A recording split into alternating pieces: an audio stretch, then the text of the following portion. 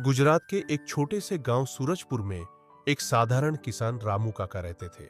उनका चेहरा सूरज की तरह चमकदार था, पर हाथों पर मेहनत की लकीरें गहरी थीं। सुबह सूरज निकलने से पहले ही वे खेत की ओर निकल जाते और शाम को अंधेरा होने पर लौटते। उनके पास जमीन तो थी, लेकिन बहुत कम, मुश्किल से 2 एकड़। उसी में वे गेहूं, बाजरा और मूंग उगाते थे। रामू काका हमेशा कहते, धरती मां है, इसे जितना दोगे उतना लौट आएगी। पर पिछले कुछ सालों से मौसम उनका साथ नहीं दे रहा था। कभी सूखा पड़ता तो कभी इतनी बारिश की फसल बह जाती। कर्ज बढ़ता जा रहा था, मगर उम्मीद नहीं टूटी थी। उनके 2 बच्चे थे, बेटा गोपाल और बेटी राधा। गोपाल पढ़ने में तेज था। वह हमेशा कहता, बापू, मैं बड़ा होकर खेती में नई मशीनें लाऊंगा ताकि आपकी मेहनत कम हो। रामू काका मुस्कुराते हुए कहते, बस बेटा, पढ़ाई में मन लगाना, हमें नए जमाने की खेती करनी है। कठिन साल की शुरुआत। एक साल गांव में भीषण सूखा पड़ा। नदियां सूख गईं, तालाबों में दरारें पड़ गईं और खेत बंजर हो गए। गांव के कई किसान शहरों की ओर मजदूरी करने निकल गए। लेकिन रामू काका ने ठान लिया, मैं खेत नहीं छोड़ूंगा। धरती से रिश्ता कभी टूटना नहीं चाहिए। उन्होंने बचे हुए पैसों से पानी के लिए कुआं खुदवाना शुरू किया। दिन में खेत की देखभाल करते और रात को खुद फावड़ा लेकर मिट्टी खोदते।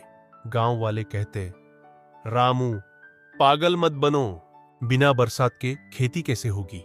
मगर वे कहते, भगवान मेहनत देखता है, फल देर से देता है, पर देता जरूर है। 3 महीने की कड़ी मेहनत के बाद आखिरकार कुएं में पानी दिखाई दिया। उस दिन गांव के लोग देखने आए और पहली बार सबने महसूस किया कि अगर हिम्मत हो तो पत्थर से भी पानी निकल सकता है। नई शुरुआत। अगले सीजन में रामू काका ने उसी पानी से खेत सींचा। उन्होंने गेहूं और मूंग की फसल लगाई। गोपाल ने इंटरनेट कैफे जाकर नई खेती की तकनीकें सीखी, जैसे ड्रिप इरिगेशन, जैविक खाद और फसल चक्र परिवर्तन। वह हर बात पिता को समझाता। बापू, गोपाल बोला, अब रासायनिक खाद मत डालो, हम गाय के गोबर से खाद बनाएंगे। इससे मिट्टी की सेहत भी बनी रहेगी और खर्चा भी कम होगा। रामू काका को पहले विश्वास नहीं हुआ, लेकिन बेटे की बात मान ली। धीरे धीरे खेत में हरियाली लौटने लगी। जो जमीन पहले बंजर दिखती थी, वहां अब सुनहरी बालियां लहरा रही थीं।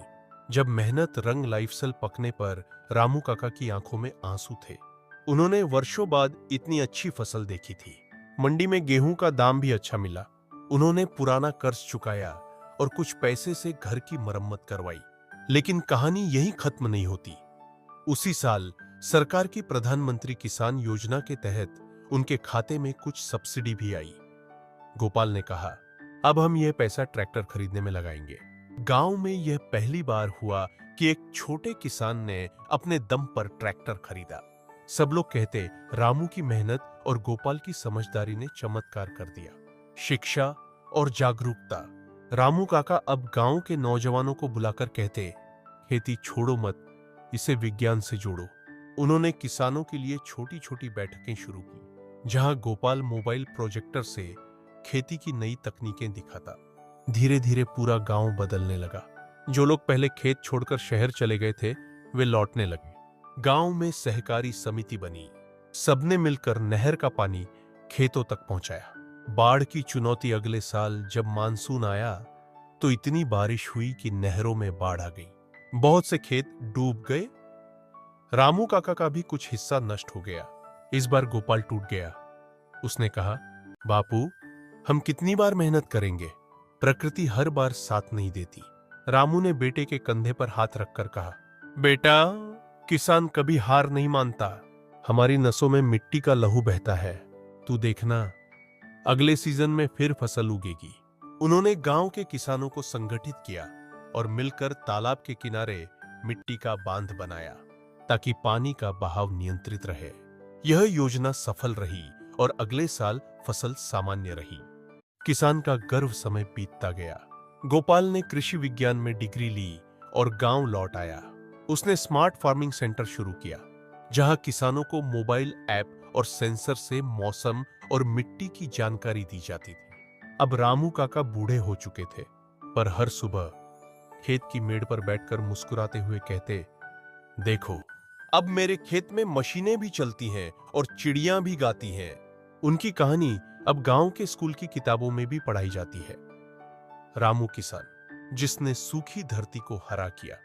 ओए, सीख, किसान केवल अन्नदाता नहीं, बल्कि धरती का सच्चा रक्षक है। उसकी मेहनत, धैर्य और उम्मीद से ही देश का पेट भरता है। अगर हम सब मिलकर खेती में आधुनिक तकनीक अपनाएं, तो हर खेत में समृद्धि और हर किसान के चेहरे पर मुस्कान लौट सकती है।